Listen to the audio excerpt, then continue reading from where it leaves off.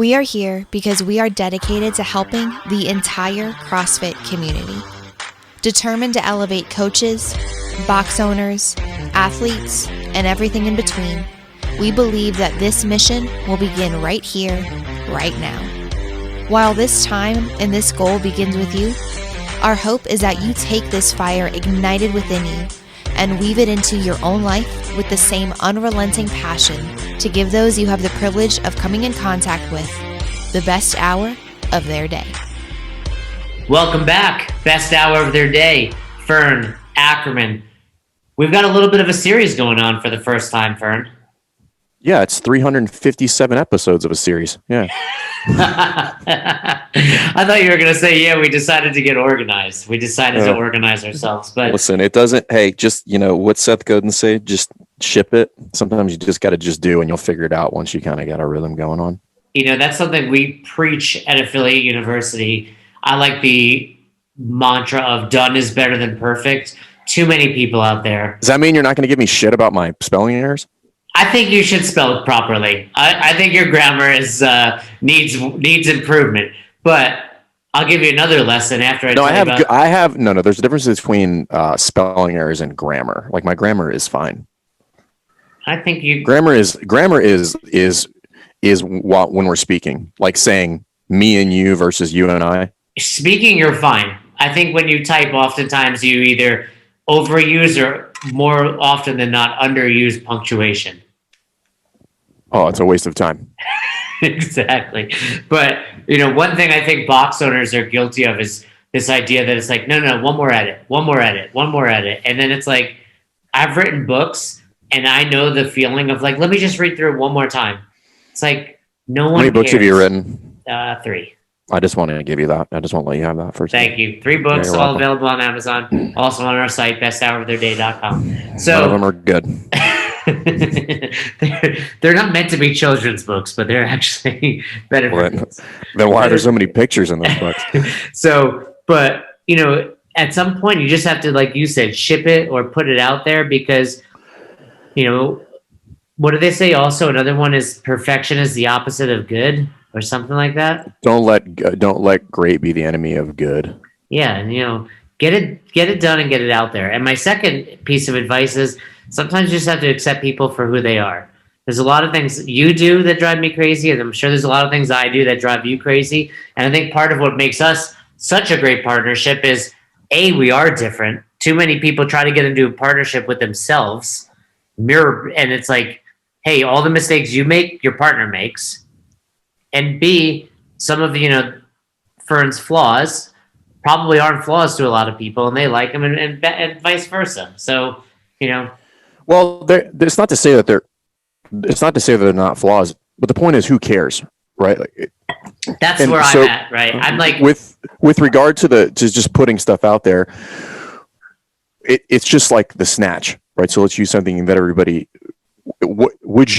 How good would you be if you only. Like, if you just never snatch, you're like, I'm only going to snatch unless it's perfect. Be like, well, then you're never going to snatch. You will literally never snatch. Like, it's never going to happen, right? So the point is that you need reps. Like, you need the opportunity to mess up and then make corrections.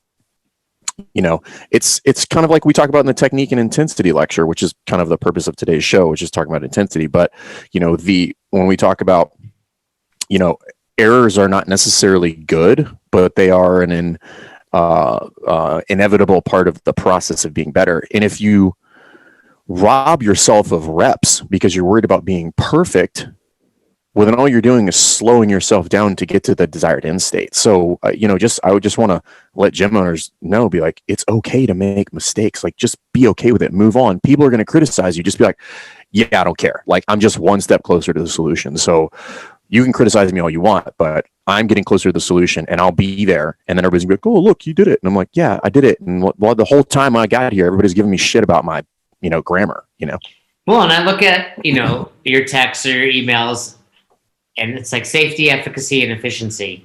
Safety would be, is it perfect? No. Is it effective and efficient? Yes. And you have to balance those 3. If you go to a gym that's 100% safe, they're 0% efficient.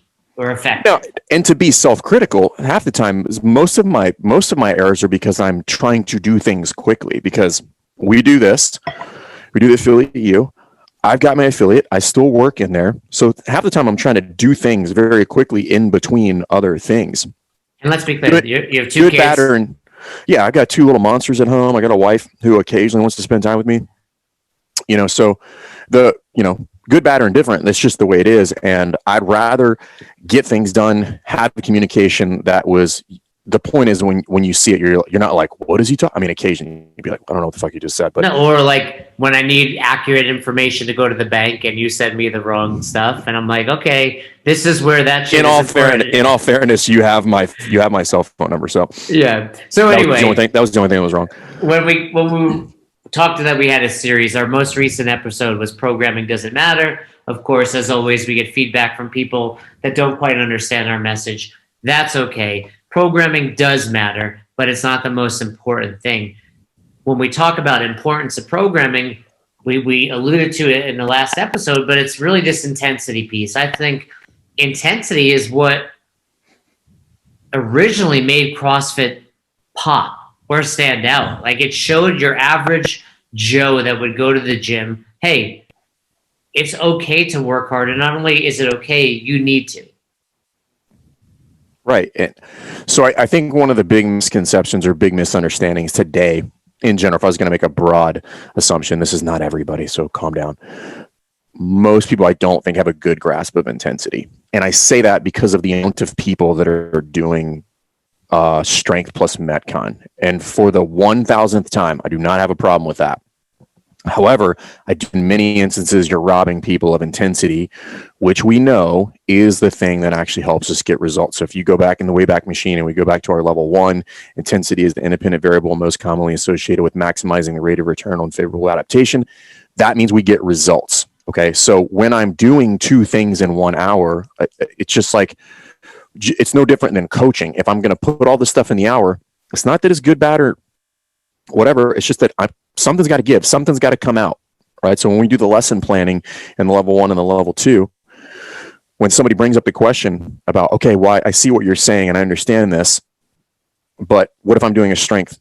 To which my question is always like, that's fine. I know you don't have the ability to make that decision, but you tell me what's got to come out of the hour, right? Same thing on the athlete side of the house. You've got 2 things. You got your warm up, you got your skill session. You cannot apply intensity to all 3 of those in 1 hour. There's just not enough time. So which one is it going to be? Well, let's take a step back, because you throw out a big knowledge bomb that most people listening were like, okay, that was important, but I don't know what it is. Intensity is the independent variable most commonly associated with the rate of return of favorable adaptation. Maximizing rate of return on favorable adaptation. Right. My bad, mister. I'm perfectly, reading it from the manual. Are you reading it? Did you have to read it to get that right and you still couldn't get it right? All right, so go ahead and repeat it slowly. So what we're saying is, and again, this is where CrossFit gets a bad rap, is the intensity piece, because everybody says, CrossFit only cares about going fast. Not true at all. Right. But the reason intensity is important, and again, these are Coach Glassman's words, intensity is the independent variable most commonly associated with maximizing the rate of return on favorable adaptation. Okay. And in layman's terms, intensity is what gets us results. So regardless of what it is that you are chasing within your fitness regimen, you want to be faster, you got to run faster. Okay. So that's maximizing intensity. If you want to be stronger, you got to lift more weight. Okay, that's maximizing intensity. If you want to get better endurance, muscular endurance, you got to go higher reps. Okay, that's maximizing intensity. That's what we're saying. Now, in order to do that within the given time span of the average CrossFit affiliate class, which is 60-minute window, we all know what intensity, when executed properly, feels like what I just did. 20 minutes on the assault bike, and then I was wrecked for 20 minutes afterwards, to the point where people were just walking by, just asking me if I was okay. I wasn't doing anything after that. Like, that was an appropriate dose of intensity. I'm good. And let's take a step back. So that sentence, it's still a bit overwhelming. If you go back, to like statistics in college or whatever, independent variable is what you can manipulate, right? So it's not volume is the independent variable, or strength, or cardio. It's intensity is the Right. that is what we can adjust in order to maximize the rate of return of favorable adaptation. Rate of return, speed in which we get it, favorable adaptation, Whatever you're you want. looking for. Right, exactly. Right. I mean, and to simplify that is intensity is how we get results. The favorable for most people, the favorable adaptation is I want to look better naked. I want to have a six pack. That's most people. Yeah, body composition or a faster, stronger, right? And again, if you're looking for like what are the variables in a given workout, load, reps, time. Those are like the three really quick big hitters. When I look at a workout, those are the three things that I get. What's the load? What's the rep scheme? And then either I have a time that's already predetermined if it is a time priority, time priority workout, or you get a time if it's a task priority workout. So the point is like those are the variables, so force times distance over time, that it gives me average power equal to intensity. That is what we need to be playing around with. And what I'm trying to do is dial that up so that I can get the appropriate stimulus of intensity. Now, to kind of play devil's advocate, that doesn't mean 100%. We've talked about this before, right?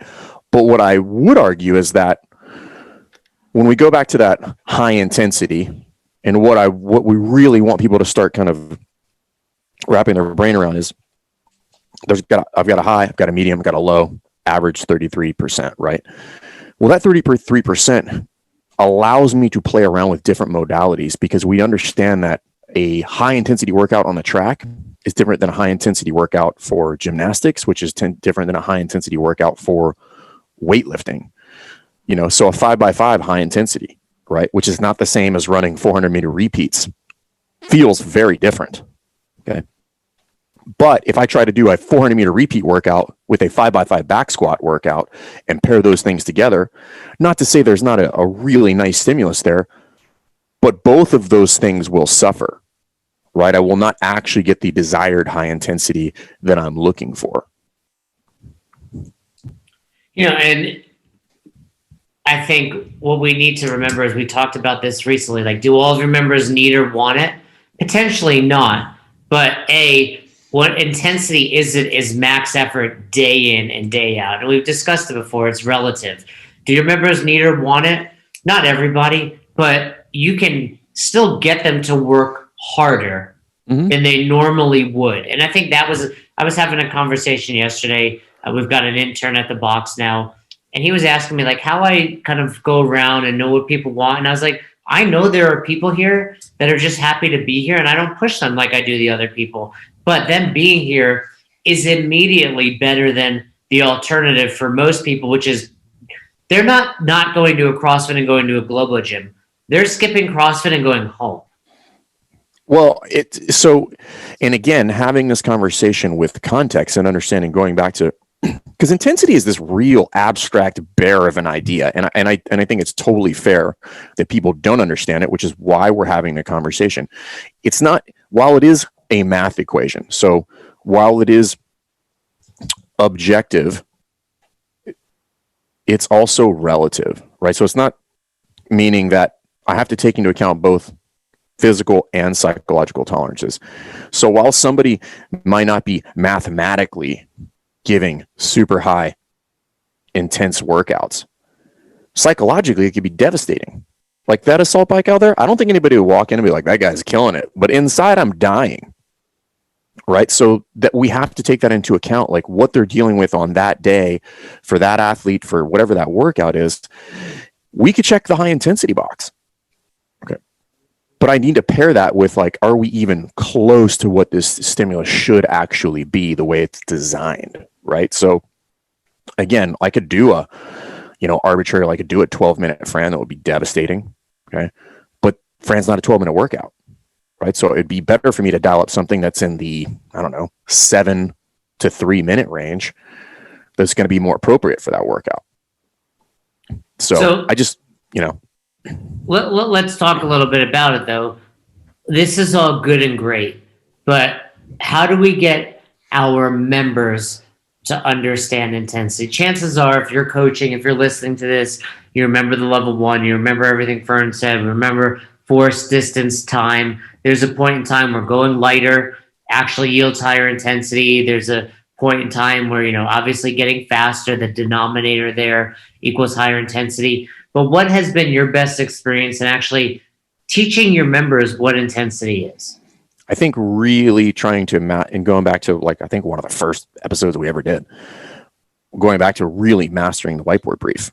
I mean, the ability to effectively communicate what should happen within a 3-minute window so that everybody understands what it is that is going to unfold here. That is one of the things you could do to eliminate most of the questions that we get that start with, I've got an athlete that fill in the blank, whatever it might be afterwards, and communicating what that is. And I got some feedback from Flowmaster from a recent seminar that I did when I was at a level 2 that was legit. It was just like, hey, you kind of emphasize not talking about weights when giving the whiteboard brief, and it's like, yeah, that's probably not totally accurate. We have those weights here because that is a benchmark. That is how we calculate, measurable, observable, repeatable outcomes. So you can't just do away with it.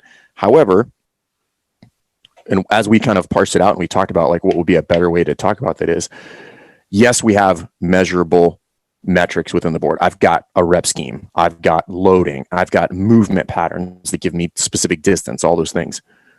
But there is value in not emphasizing the load and emphasizing the stimulus.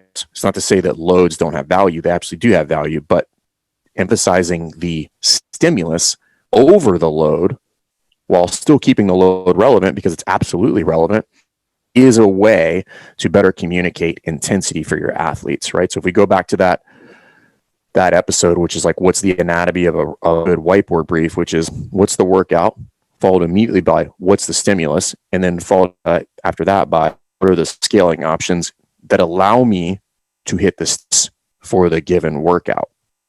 So as you work your way down, they should connect right back up with each other. So I think that's one of the best ways to just kind of get people in there. And we'll do another episode revisiting RX, I think is valuable. You could overdo even that idea just like you can anything. But I think that's one of the best things to do is really, really emphasize what the stimulus is, what is to unfold here. And I think it's worth talking about what the downs. There are absolutely pluses of doing a strength plus metcon. So I don't want to this forever, but there are downsides to that. And if done repeatedly over time, the downsides become greater, in my opinion. And it's interesting to think back. You mentioned a lot of the workouts that we do have weights, we do have loads. If you go to CrossFit.com, way back when, there weren't weights. There were, choose a weight that allows you to go hard and fast. Do this, do that. And that ultimately, I believe, was how HQ kind of found that 95-65 or that 135-95 for some of the different, or 225-155. And you're right. We have to remember the weight that we often post on the board, be it you're following someone's programming or doing your own, should be the best of your box does this at the intended stimulus. Many others, probably 50% to 70% of your box needs to scale.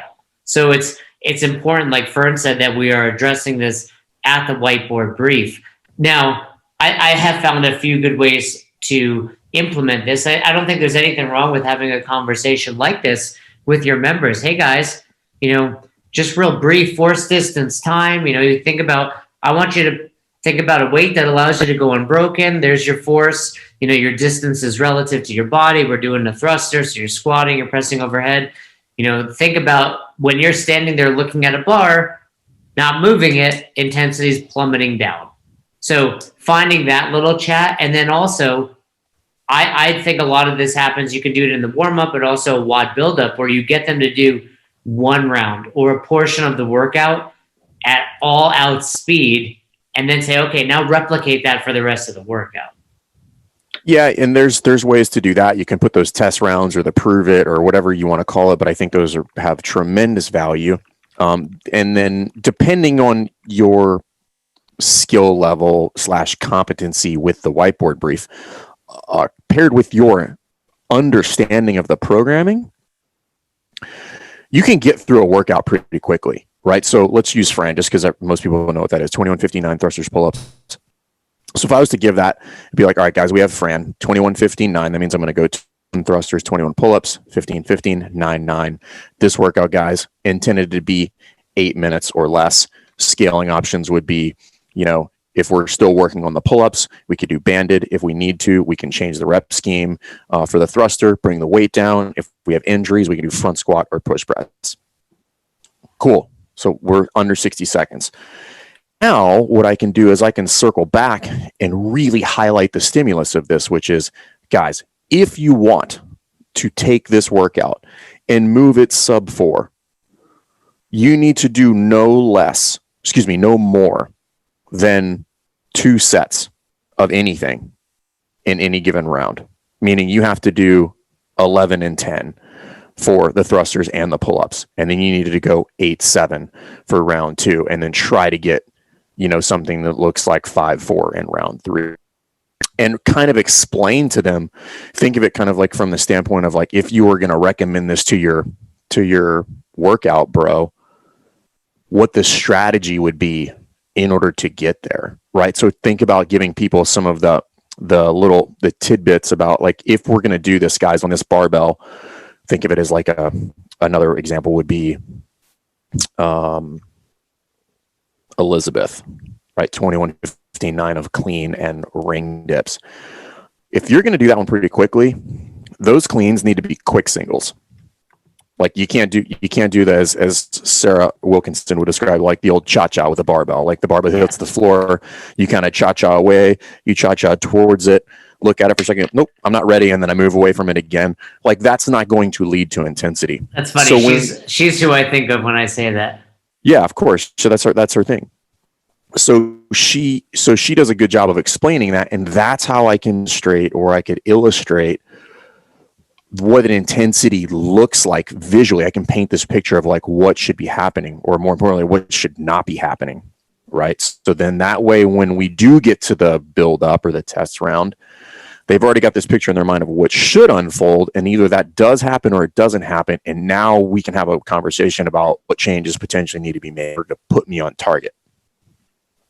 And everything you're saying is a reminder of why coaches need to hit their programming. The number of people I've seen to mess up a WOD brief because they literally don't know what they're talking about or what they're looking at, and they just give really crazy WOD brief, and I'm like, that is 1,000% not. That is not going to happen that way.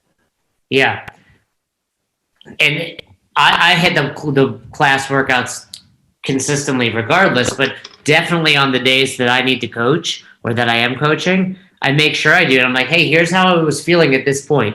And the members know where they stack up against you. Like, there's always a few members that are like, okay, if Jay did this, I can probably go faster. If Jay did this, this is what I should aim for. And it's important that you have that connection. It's also just from a leadership perspective, important that your members know you're doing the same thing. So we talk about it at the whiteboard. Now, let's dig a little bit more into this. We kind of said, do all members need it? Do all members want it? How do we address that? How do we navigate that? I think that's just asking questions and designing your class in order to get either these visual or even kind of like verbal cues from your members about what they got going on. And I think I've referenced this before, just kind of asking people like, how you feeling? And if they're like, I feel like garbage, well, that's an indicator that maybe we should dial this back a little bit. So like typically I coach the morning classes on Thursday or like mid-morning. And Thursday, we kind of all know, is like a universal rest day where people are feeling banged up. So that's one of the first questions I ask everybody is like, how is everybody feeling at the whiteboard? That is how I will lead. And I'll kind of gauge what's going on by the responses that I get. And they're like, my legs are killing me. I haven't been able to get off the toilet without using my hands for 3 days, like whatever they say. And then I'm going to start kind of tailor like what I've dialed up for the warm up, and then potentially like talk to a couple of key people here that I might have concerns about, whether they're pregnant or they're coming off an injury or whatever, and make sure that they are cared for appropriately.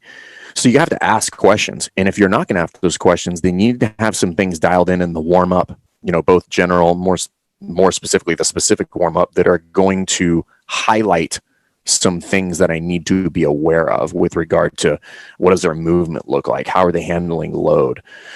We've all been there, right? Like for me, it's like I base like how I'm feeling today for how 135 feels. If it feels like 225, well, then probably not going to be a great day. But if it's feeling like an empty barbell, well, then I'm like, okay, I can get after it a little bit today, and I need to plan accordingly. Back in the day, I was telling my class this yesterday because we came off like a testing week. It was a lot of 5RMs. We did Fight Gone Bad. And back in the day, we used to say, hey, about once a quarter, you should take a half intensity week, we used to call it. I don't know if you remember that kind of theory. And, I would tell people yesterday, like, I'm beat up. I did today's workout, but I purposely just moved through it. I didn't try to go crazy. And so you could really modulate one of a few things. Like you said, load, distance, and time. I'm not modulating the distance because I'm doing the workout movements. Right. I'm not really modulating the load because it was mostly body weight with the exception of a kettlebell, and I did that prescribed. So the other thing I can adjust is my time, and I just went a little slower than I normally would. Was it exactly half? No, but the point is, just move. It's tough. You have to really put your ego aside on those days, especially if you're going into the box to do it, and be willing to just say, hey, I'm here. I know I'm going to feel better once I'm done, but I also don't want to go crazy. Well, so we call them moving days, and that was coined from one of our members who that was just kind of a phrase that he was when he was kind of banged up, and he would just back up, just a move, or it's just like wrong. But like, this is a moving. The intensity is not actually relatively that high because you just can't do it fast for whatever it is, like farmers carries and stuff like that, moving day. But then we've taken that and we've carried it over to other things, which is creating a culture where not feeling peer pressured into dousing yourself with intensity every time you come into the gym is totally okay. So as you get later onto the week, letting people know that it's okay to use the moving day is totally fine. Like I've got another woman here who she's been kind of doing, she's been acting as kind of a training partner for her friend who's going to do a triathlon. And she'll ask me before the workout, be like, hey, I biked 40 miles yesterday, blah, blah, blah, blah. And based on the workout, my advice to her will be just move. The workout is 12 minutes. I just want you to move for 12 minutes consistently. I have zero care for how many reps you get because you biked 40 miles yesterday. So I don't think it's inappropriate to leave a little bit of intensity on the table for today. We'll address it later because yes, intensity is what gets us results. However, too much of it could lead to lack of results, right? If I'm dousing myself with it over and over and over, I will fail to see results because intensity can only be maintained for so long, right? Either in a single session or day over day over day. So if I'm training myself into oblivion to the point where I cannot hit these 90 minutes or, 100% intensity, well, then I'm not getting the value of the training session. Which is why Coach Glassman found a long time ago that the 3-on 1-off worked well because it allowed people to maintain high intensity over long durations, not just like a single session. Yeah, I think if you go back to the What is Fitness lecture and you look at the sickness, wellness, fitness continuum, the fourth model that we discuss, there's a point in time where you can drive those numbers so hard past fitness with training and training and training that you actually start to move yourself backwards. Yeah, it's like a weird loop. You come around back to like where you're broken. That's where typically people would refer to that as overtraining. But you could definitely overdo it to the point that you stop making progress. And we've both seen it. People that get so addicted to CrossFit, it's like, and I've had that conversation. Are you addicted to working out or are you addicted to the results? Because if you're addicted to the results, you're actually not doing the right things. If you like being here every day and this is your stress, I'll let you come in, but keep in mind, you're not actually maximizing your results at this point. Yeah, and this is something Pat Sherwood kind of, doing what he does best, which is just kind of educate people and me, because I think everybody at some point in their CrossFit journey like overdoes it on intensity. And then as a coach, or a very young coach or an experienced coach, when you kind of realize that there are pitfalls with regard to intensity, at least I've been there, where you just kind of like this hard stop. You're like, you need to get out of the gym, not understanding that I don't necessarily want to take that away from people. Like you want gym rats in your gym, you have a gym. Like you definitely want gym rats. You just want gym rats that are training intelligently when they come in, so that they understand the value of training with intensity and then using moving days, or just coming in and working on skill. But I want them in there all the time. Like I want them to continue to get better. I just want them to do it diligently. And that just is an ongoing conversation where we're just continuing to give them these little pieces or these little nuggets, letting them know that, hey, this is good, this is bad, this is productive, this is unproductive. Like you're moving in the right direction, you're moving in the wrong direction. So these are continual conversations until I've got this culture where everybody understands that, yes, intensity is good, but I'm not coming in here every single day to destroy myself. So it's not easy. I don't want people to think that this stuff is easy, because it's definitely not. Like it's a long conversation, and I don't mean like long in one sitting. I mean like over months, years.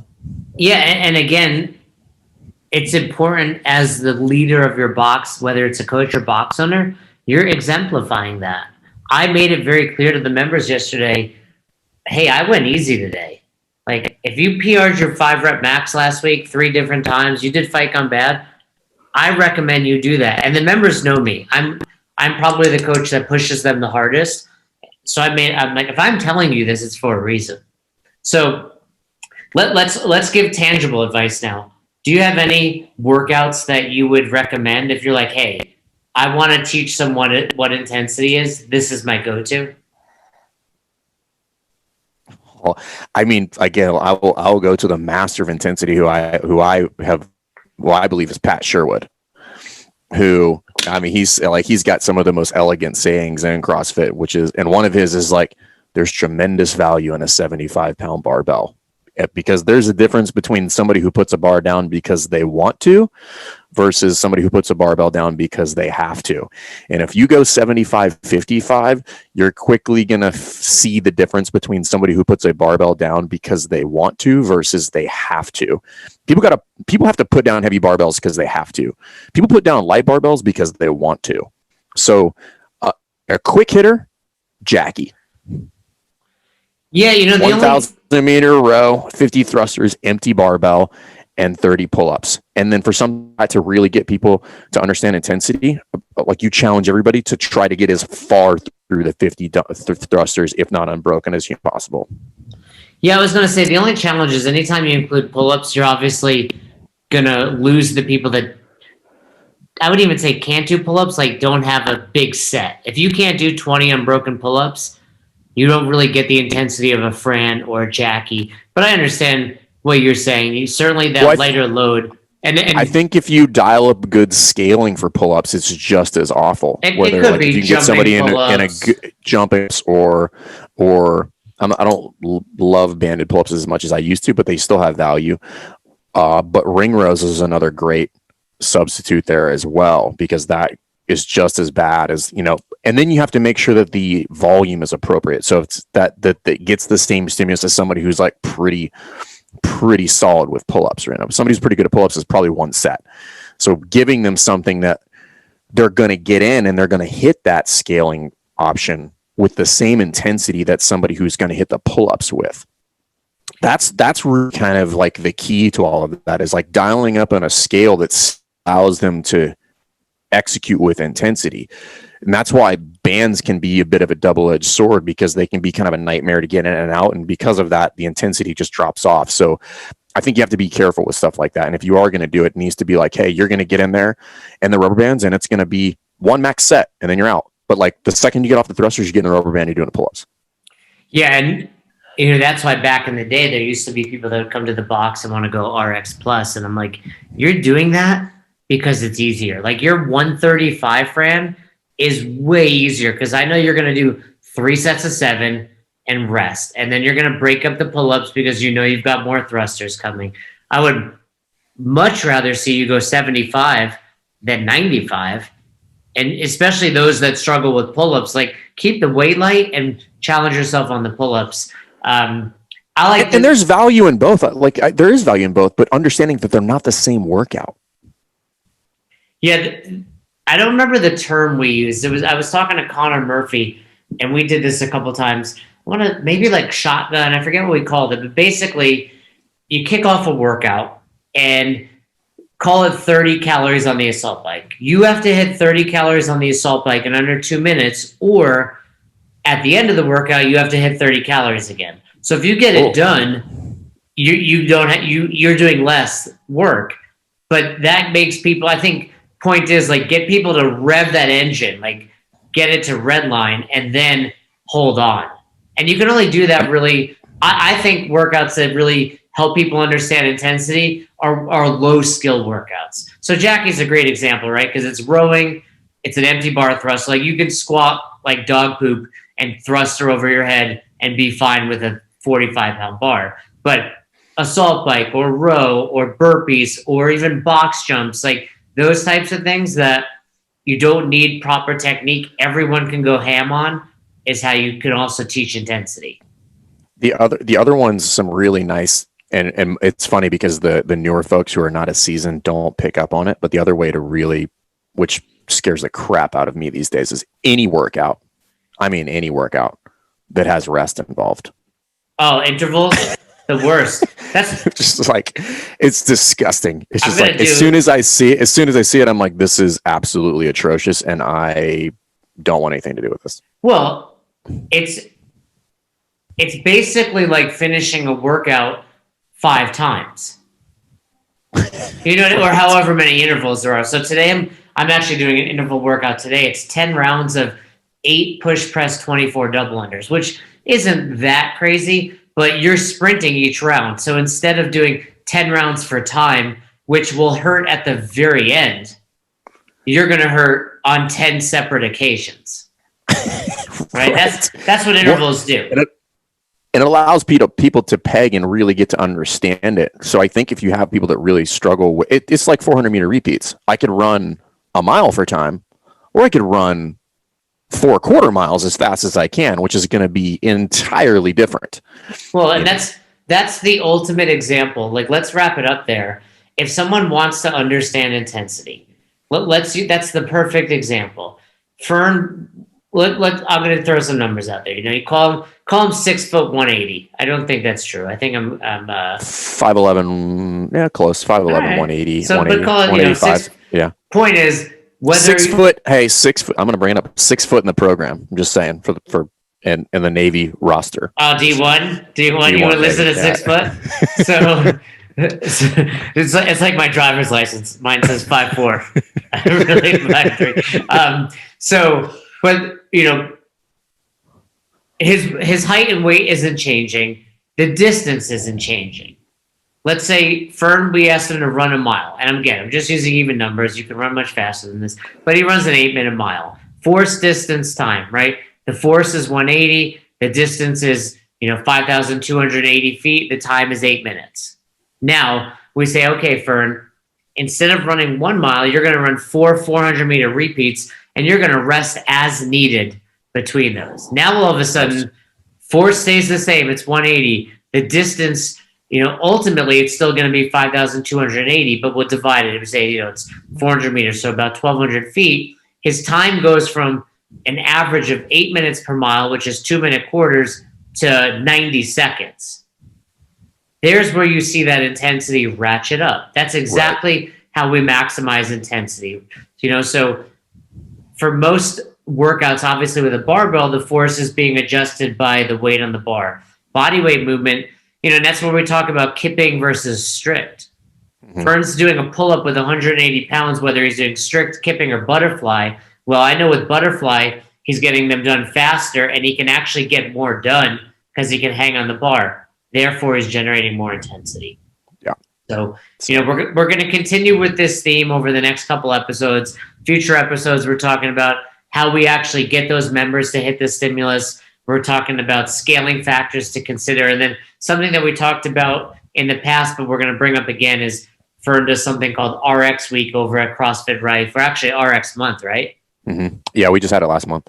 So we're going to talk all about it, and good time to talk about those results. So as always, we appreciate you listening. If you enjoyed the episode, feel free to follow us, Best Hour of Their Day. And if you have any questions, you want to learn more about Affiliate University, or you want to address the topic on the show, besthouroftheirday@gmail.com. Thanks again. So you never miss an episode of the podcast, subscribe to our YouTube channel and on all major podcasting platforms at Best Hour of Their Day. Thank you so much for tuning in and for being a part of the best hour of our day. See you next time.